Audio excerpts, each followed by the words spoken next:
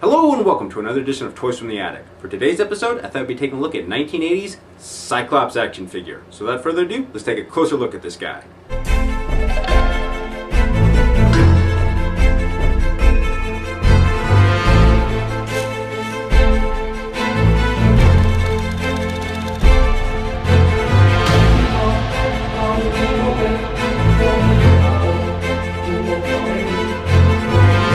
In 1990, Toy Biz was experiencing great success with their Marvel superhero line, which consisted of characters of Captain America, Hulk, Doctor Doom, and Spider-Man, just to name a few. A second line of characters was later produced consisting of classic characters such as Nightcrawler, Wolverine, Storm, and Cyclops. With the ability to shoot powerful optic beams out of his eyes, Cyclops is a steadfast, noble hero and leader of the X-Men. Alright, so here we have Toy Biz's original 1990s Cyclops action figure. Now around this time, he had actually split away from the X-Men and joined X-Factor, so that's why you see him here in his blue and white striped uniform. I'm also going to say that I didn't actually own this particular figure when I was a kid. This one actually belonged to my cousin and was handed down to me after he grew out of his toys.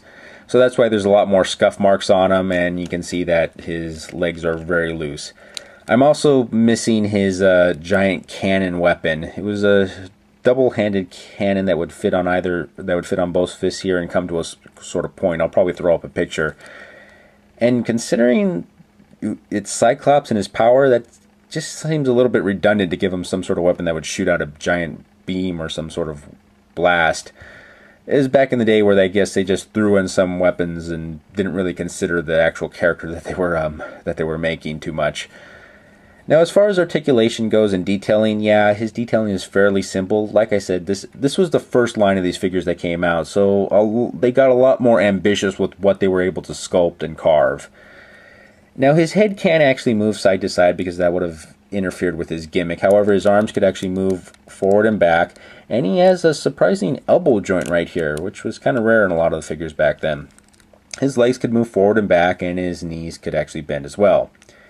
Now, as far as his gimmick goes, though, he has a little switch on the back here that when you pulled it down, his visor would light up, I guess signaling that his optic blast was either shooting out, or like I said, you use your imagination.